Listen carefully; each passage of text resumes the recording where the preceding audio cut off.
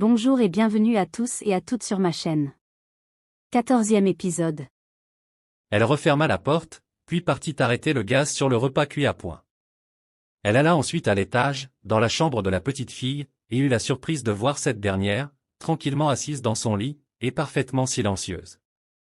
Elle paraissait réveillée depuis un moment, et Kendra lui adressa un charmant sourire, tout en la couvrant d'un regard affectueux. Bonjour ma lune. As-tu bien dormi? L'enfant hocha la tête, et lui rendit son sourire.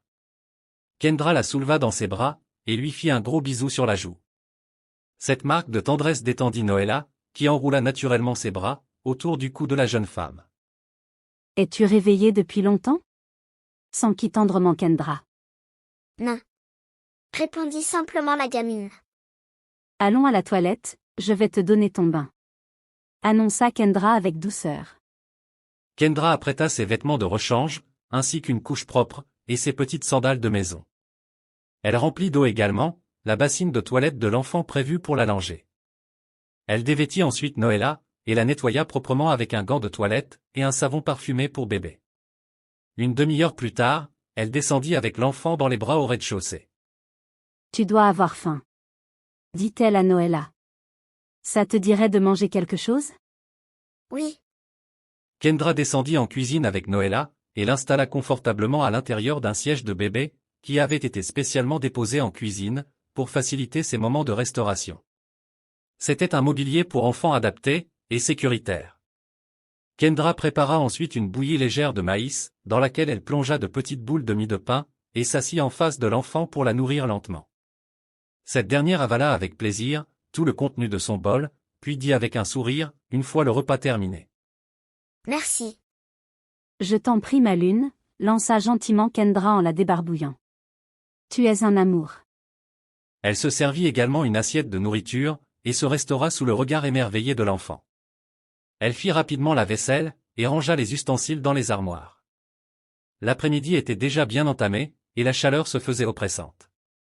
Elle mit en marche les climatiseurs, et transporta Noëlla au salon. Qu'aimerais-tu faire maintenant? Demanda-t-elle à la gamine en la déposant sur ses jambes. Jouer. Répondit Noëlla avec excitation, tout en montrant du doigt, le mini-coffret se trouvant à l'intérieur d'une armoire du salon, et contenant des jeux de divertissement. Kendra la fit asseoir confortablement par terre, puis alla récupérer le mini-coffret indiqué.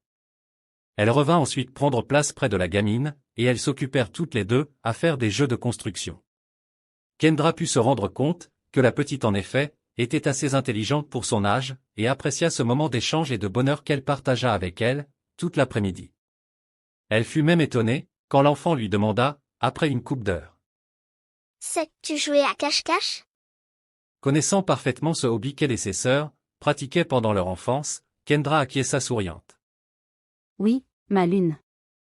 Chouette. Je commence, sollicita Noëlla avec entrain. Après ce sera toi. D'accord. Répondit tendrement la jeune femme. Ferme les yeux, et compte jusqu'à 10. Kendra s'exécuta avec douceur, et le décompte débuta. Parvenue à 10, elle s'exclama. Attention Noëlla, j'arrive. Elle n'eut pas de mal à trouver l'enfant à chaque fois, et à chacune de leurs retrouvailles, c'était un plaisir pour elle, de regarder Noëlla rire de bon cœur. Elles échangèrent ensuite de rôles, et ce fut au tour de l'enfant de la chercher. De sa cachette, Kendra pouvait la voir inspecter chaque recoin du salon assidûment. Cependant, après plusieurs minutes de recherches infructueuses, sa gaieté fit place à de la tristesse, et la petite fille découragée s'allongea, face contre terre, et fondit en larmes.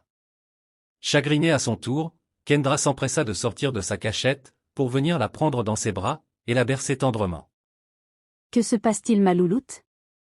Tu es parti. Reprocha l'enfant entre deux coquets. Mais non, ma lune. Dit Kendra affectueusement. Regarde, j'étais juste là, murmura-t-elle, en désignant sa cachette de la main. Derrière toi. Ajouta-t-elle avec douceur. Ah oui? Tu ne t'en iras pas? Interrogea Noëlla, en la regardant de ses grands yeux bruns. Là, en ce moment, je suis très bien avec toi, et je n'ai aucune envie de partir. Rassura Kendra en la serrant dans ses bras.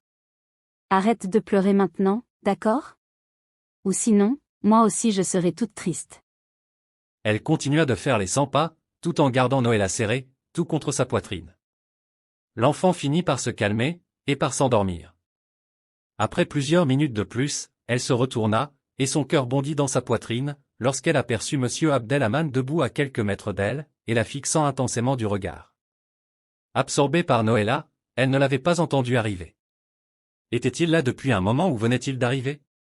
Troublée, elle essaya tant bien que mal de calmer les battements précipités de son cœur. Est-ce que tout va bien? Questionna-t-il avec calme. Vous m'avez fait une de ces frayeurs. Répliqua nerveusement Kendra, en se raclant la gorge. Je ne vous ai pas entendu arriver. Désolé, vous vous amusiez si bien avec Noëlla. Je n'ai pas voulu vous déranger. Êtes-vous sûr que vous allez bien? Vous semblez soudain si pâle. Fit-il remarquer. Oui, oui. Tout va bien. Confirma Kendra d'un ton qui se voulait rassurant. Je vais aller coucher Noëlla dans son lit, et je reviendrai servir votre repas. Ce n'est pas la peine. Je me suis déjà restauré. Mais c'est gentil de votre part, de le proposer. Répliqua son interlocuteur en continuant de la dévisager avec attention. Je vais aller prendre une douche, et me changer à présent. Très bien. Répliqua calmement Kendra.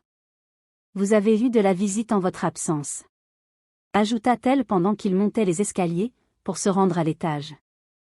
Vraiment? Qui était-ce? Interrogea-t-il en se retournant. Une dénommée Myriam. A-t-elle dit pourquoi elle me cherchait? Non. Mais elle prévoyait de vous joindre directement sur votre téléphone. D'accord. Merci. Je serai dans mon bureau, si vous avez besoin de quelque chose. C'est noté. Répondit simplement la jeune femme, en le suivant du regard. Son attitude désinvolte et distante ne lui permit pas de savoir s'il existait une quelconque relation entre lui et Myriam. Son visage était resté, aussi serein et imperturbable, à l'annonce de cette nouvelle qu'à son habitude. En soupirant, elle se dirigea dans la chambre de Noëlla, allongea cette dernière dans son berceau, puis la recouvrit délicatement d'une couverture. Elle redescendit ensuite au salon, afin de ranger les jouets dans le coffret, et le déposa dans l'armoire. Elle profita de son temps libre, pour aller prendre une douche également, dans la salle de bain. Le jet d'eau frais sur sa peau lui fit le plus grand bien, et Kendra en profita pour se relaxer. Elle troqua ses vêtements de la journée, contre une belle robe en coton fleuri, et une jolie paire de samaras assortis. Elle s'allongea enfin dans le lit, et fit un petit somme. Elle s'endormit paisiblement jusqu'au moment, où les pleurs de la petite Noëlla, provenant de la pièce voisine, lui parvinrent en rêve. Elle sursauta, et se frotta les yeux encore bouffis de sommeil. En quelques enjambées, elle se rendit auprès de l'enfant, et la prit dans ses bras pour la calmer. La nuit était déjà tombée depuis un bon moment, et un silence pesant régnait dans la maison. As-tu fait un cauchemar? Murmura Kendra avec douceur. Noëlla hocha timidement la tête, et Kendra la rassura gentiment. Tout va bien maintenant, ma lune. Ta couche est mouillée. Je vais la remplacer. Lui dit-elle avec tendresse. Après un quart d'heure, Kendra la langea, puis se rendit à la cuisine, afin de lui faire à manger. Elle installa confortablement Noëlla dans son siège bébé, et réchauffa la purée de pommes de terre, avec chair de poisson qu'elle avait cuisinée pour elle, à midi. Pendant qu'elle nourrissait la gamine, son cœur s'affola lorsqu'elle entendit Monsieur Abdelhaman s'exclamer près d'elle. Bonsoir mon amour. Tu t'es réveillé? Toute l'affection et la tendresse qu'il éprouvait pour sa fille, se lisaient dans son regard. Papa, s'exclama à son tour Noëlla, visiblement très heureuse de pouvoir rencontrer enfin son père de la journée. Laissez-moi vous aider. Dit-il calmement à Kendra, en lui jetant un regard furtif. D'accord. Acquiesça la jeune femme en lui cédant sa place.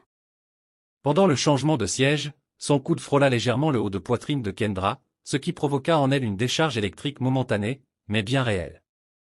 Elle chercha le regard de son interlocuteur, afin de voir si cette incartade suscitait en lui le même trouble, mais elle ne vit rien. On aurait dit que, seule la présence de sa petite fille semblait le subjuguer. Elle se mit à l'écart et l'observa attentivement. Il s'était lui aussi douché, et portait un pantalon et une chemise de nuit légère. La senteur musquée de son eau de toilette était enivrante et les sens en éveil, Kendra se laissa emporter par son doux parfum. Pouvez-vous me passer une serviette, s'il vous plaît? S'enquit-il après plusieurs minutes. Bien sûr. Acquiesça Kendra d'un ton calme. Voilà. Ajouta-t-elle en lui tendant la serviette prise dans le tiroir. Ses mains cette fois, s'entremêlèrent pendant une fraction de seconde à celle de la jeune femme, qui échappa le linge sur la table malgré elle, puis détourna le regard gêné. Son interlocuteur l'observa un bref instant en silence, puis, dit simplement. Merci. De rien. Répliqua Kendra à mi-voix. Es-tu rassasié? Demanda-t-il à sa fille, qui n'acceptait plus d'avaler la moindre bouchée. Oui, acquiesça Noëlla. Vous devriez aller vous reposer, car demain vous devez être en forme au travail. Ne vous en faites pas, je m'occuperai d'elle, jusqu'à ce qu'elle s'endorme de nouveau. Proposa Kendra aimablement. L'un des avantages quand on est patron, c'est que l'on fixe soi-même ses horaires de travail. Répliqua-t-il en plongeant son regard dans celui de la jeune femme. Je peux bien vous tenir compagnie encore quelques minutes, sauf si bien sûr, ma présence vous incommode? Loin de moi cette pensée, monsieur. Répondit Kendra en soutenant son regard. Soyez aimable, et arrêtez de m'appeler monsieur. D'un, je ne suis pas si vieux, et de deux, je me prénomme Abdel. Mais vous êtes mon patron, et je suis votre employé. Objecta Kendra mal à l'aise. Je ne l'ai pas oublié, rassurez-vous. Alors considérez que, c'est votre patron qui vous le demande. Ajouta-t-il avec insistance. D'accord. Vous verrez, il sera plus facile de communiquer, lorsque nous nous tutoierons mutuellement. Affirma Abdel posément. C'est compris. Après quoi, Kendra s'empara des assiettes sales, et les nettoya dans l'évier, tandis qu'Abdel échangeait quelques miniques et chatouilles avec sa fille. Noëlla, comblée et heureuse d'être dans les bras de son père, s'esclaffait et riait de bon cœur. Son rire de bébé était si contagieux qu'involontairement, elle fit sourire Kendra. T'es-tu déjà occupé d'enfants par le passé? La voix grave et profonde d'Abdel la ramena brusquement à la réalité. Non, c'est la première fois. Pourtant, à le voir, on dirait que tu as fait cela, toute ta vie. Fit-il remarquer. C'est simple. J'aime les enfants, et plus particulièrement ta fille, car elle est si attachante. Et moi, en général, lorsque j'aime, je prends soin. Ça me fait plaisir de voir qu'elle aussi, t'a adopté car par habitude, elle est peu ouverte aux inconnus. Le plaisir est partagé. Renchérit Kendra, en revenant s'asseoir en face de lui. Y a-t-il quelque chose en particulier, de prévu pour son anniversaire? L'année dernière, Bianca avait décoré la maison, et préparé quelques collations, et de la boisson, pour marquer l'événement. J'imagine qu'il n'y avait pas grand monde, comme invité, puisque ce lieu est assez isolé. C'est vrai. Mais ce qui importe, c'est qu'elle soit entourée de personnes, qui l'aiment sincèrement, pendant ce jour mémorable. Même si ces personnes sont peu nombreuses. Évidemment. Quelle est sa date de naissance? Elle est née le 11 mars. C'est bientôt. Y a-t-il des collations qu'elle préfère plus que d'autres? Oui. Elle raffole des crêpes et des biscuits. Mais pourquoi toutes ces questions? Pour rien. Je souhaite juste la connaître un peu mieux. Il serait peut-être utile que j'aie un téléphone en ma possession, afin de pouvoir te joindre pendant les moments où tu es à l'extérieur, et au cas où il y aurait une urgence avec elle. Suggéra Kendra gentiment. Il y a déjà un téléphone fixe à l'intérieur de la maison. Celui-ci permet de recevoir des appels provenant de l'extérieur, mais porte également un système de verrouillage, qui empêche le moindre appel vers l'extérieur. Pour le moment, je ne peux malheureusement pas te confier ce code de déverrouillage car tu n'as pas confiance en moi. Compléta Kendra un peu amère. Tu comprendras qu'il y va de notre sécurité à tous. Je ne peux pas prendre le risque que Prince te retrouve pour l'instant. J'ignore jusqu'au numéro de téléphone de ton demi-frère, alors je ne risque pas de l'appeler au secours dès que tu auras le dos tourné. En te faisant cette suggestion, je ne pensais qu'au bien-être de Noëlla. Expliqua Kendra sereine. N'en parlons plus. Il y a des hommes dehors en permanence, donc s'il arrive qu'un problème surgisse avec ma fille, tu n'auras qu'à faire appel à l'un de mes hommes. Il saura quoi faire. Conclut-il impassible. Très bien, alors qu'il en soit ainsi. Noëlla s'est endormie. Continua-t-il d'une voix grave. Je vais aller la recoucher dans son berceau. Bonne nuit. Il se leva sur ces mots, puis tourna les talons et quitta la pièce. Kendra demeura toute seule en cuisine pendant plusieurs minutes, la tête dans les deux mains, en essayant vainement de garder l'esprit clair.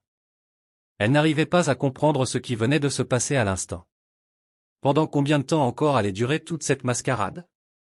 Et surtout comment avait-elle pu se laisser embarquer dans toute cette histoire? Elle se retrouvait clairement, au milieu d'une vendetta familiale, qui opposait deux frères dont la haine mutuelle était plus qu'évidente, et qu'il avait choisi comme le ballon de jeu, qu'ils allaient respectivement se jeter au visage, afin de régler leur compte. Ils se fichaient l'un comme l'autre de savoir, si cette situation avait un impact dans sa vie à elle. Tout ce qui leur importait, était d'asseoir leur ego de mâle dominant, et tant pis pour les dommages collatéraux, qui pouvaient en résulter. Écœurée et révoltée à la fois, elle éteignit les lumières et monta se coucher.